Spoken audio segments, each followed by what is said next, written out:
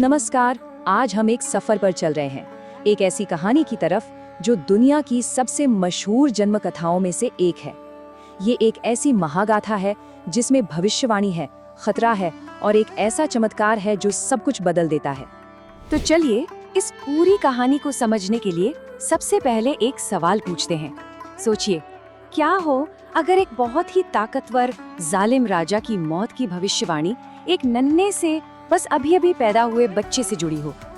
तो ये कहानी शुरू होती है मथुरा से, एक ऐसा राज्य जो अपने ही राजा क्रूर कंस के जुल्मों के साए में जी रहा था। मौका भी बड़ा खास था। कंस की अपनी बहन देवकी, उनकी शादी हो रही थी। चारों तरफ जश्न का माहौल था। पर तभी अचानक आसमान से एक आवाज गूंजती है, एक आकाशवाणी, और वो आवाज चेतावनी देती है कि देवकी का 8वां बेटा ही कंस की मौत की वजह बनेगा। बस एक पल में सारा जश्न, सारा उल्लास खौफ में बदल गया। अब देखिए, मौत का डर इंसान से क्या नहीं करवाता। कंस पर यह डर ऐसा हावी हुआ कि उसने अपनी सारी इंसानियत भुला दी। उसने फौरन अपनी ही बहन देवकी और उनके पति वासुदेव को जेल में डाल दिया। और सिर्फ इतना ही नहीं, वो उनकी हर संतान को एक एक करके पैदा होते ही मार डालता था। और फिर इंतजार की घड़ियां खत्म होने को आईं। 8वें बच्चे के जन्म का समय पास आ रहा था। और इस बार कुछ अलग था। ऐसा लग रहा था मानो पूरी कायनात, पूरा ब्रह्मांड किसी बहुत बड़े, किसी अलौकिक पल के लिए सांस रोक के खड़ा हो। जेल के अंदर तो घोर अंधकार था, लेकिन बाहर प्रकृति जैसे जश्न मना रही थी। तारे और ग्रह सब एक शांत लय में आ गए। नदियां एकदम साफ होकर बहने लगी। और जानते हैं, रात के अंधेरे में भी कमल खिल उठे। ये सारे संकेत थे कि कोई दिव्य शक्ति आ रही है। और फिर वो हुआ। जेल की उस अंधेरी कोठरी में एक अद्भुत बालक प्रकट हुआ। सोचिए, उस बच्चे का तेज ऐसा था मानो हजारों सूरज एक साथ चमक उठे हों।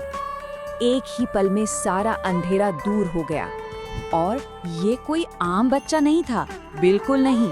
उनकी 4 भुजाएं थीं, जिनमें शंख, गदा, चक्र और कमल थे। उनका रंग बारिश से भरे बादलों जैसा सांवला, और वो चमकीले पीले रेशमी कपड़ों में सजे थे। ये साक्षात भगवान का ही रूप था। अब जरा देवकी और वासुदेव के बारे में सोचिए। इस दिव्य रूप को देखकर वो हैरान तो थे, लेकिन एक माँ का दिल तो माँ का ही होता है। डर ममता पर हावी हो गया। देवकी ने हाथ जोड़कर बस एक ही प्रार्थना की, प्रभु, मुझे कंस से बहुत डर लगता है। प्लीज इस 4 भुजाओं वाले रूप को छिपा लीजिए और एक साधारण बच्चे का रूप ले लीजिए। इसके बाद उस दिव्य बालक ने एक ऐसा राज खोला जो हजारों साल पुराना था। उन्होंने बताया कि आखिर उन्होंने देवकी और वासुदेव को ही अपने माता पिता के रूप में क्यों चुना। ये कहानी थी एक वादे की, एक ऐसा वादा जो 3 जन्मों तक निभाया गया। भगवान ने उन्हें याद दिलाया कि ये पहली बार नहीं है। इससे पहले भी 2 जन्मों में वो उन्हीं के बेटे बनकर आए थे, और ये तीसरा जन्म उसी वादे को पूरा करने के लिए था। और जैसे ही देवकी और वासुदेव को अपने पिछले जन्मों की ये कहानी याद आई, वो चमत्कारी दिव्य रूप गायब हो गया। और अब उनकी गोद में सिर्फ एक छोटा सा रोता हुआ बच्चा था। एक ऐसा बच्चा जिसे दुनिया के सबसे बड़े जालिम से बचाने की जरूरत थी। और यहीं से कहानी का सबसे रोमांचक हिस्सा शुरू होता है। एक ऐसा रेस्क्यू मिशन जो सुनने में नामुमकिन लगता है। तो जैसे वासुदेव उस बच्चे को लेकर चलने को हुए, एक चमत्कार हुआ। भगवान की अपनी एक दिव्य शक्ति है, योग माया। उन्होंने अपना काम शुरू किया, और देखते ही देखते जेल के सारे गार्ड्स, यहाँ तक कि पूरा का पूरा शहर एक गहरी जादुई नींद में सो गया। अब रास्ता साफ था। इस डिवाइन मिशन के आगे जेल की बेड़ियां, दरवाजे कुछ भी नहीं टिक सका। वासुदेव जैसे जैसे आगे बढ़े, बड़े बड़े ताले और भारी जंजीरें सब अपने आप खुलते चले गए। लेकिन जेल के बाहर एक और मुश्किल इंतजार कर रही थी। जोरदार तूफान, मूसलाधार बारिश। पर तभी एक और चमत्कार हुआ। खुद दिव्य सर्प शेषनाग पानी से बाहर आए, और उन्होंने अपने बड़े बड़े फनों से उस नन्हे बच्चे के लिए एक छतरी बना दी। मतलब हर रुकावट, चाहे वो कितनी भी बड़ी क्यों ना हो, अपने आप रास्ते से हट रही थी। अब आखिरी बाधा थी उफनती हुई यमुना नदी। लेकिन उस नदी ने भी वासुदेव और उस बच्चे को रास्ता देने के लिए खुद को 2 हिस्सों में बांट लिया।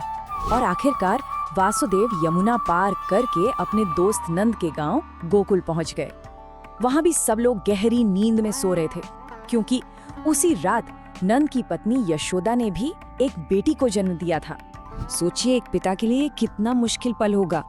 लेकिन वासुदेव ने कांपते हाथों से अपने बेटे को यशोदा के पास लेटा दिया और उनकी नन्ही सी बेटी को लेकर वापस मथुरा की उसी जेल की ओर चल पड़े। अब वापस जेल में जैसे ही कंस को बच्चे के जन्म की खबर मिली, वो उस बच्चे को मारने के लिए दौड़ा।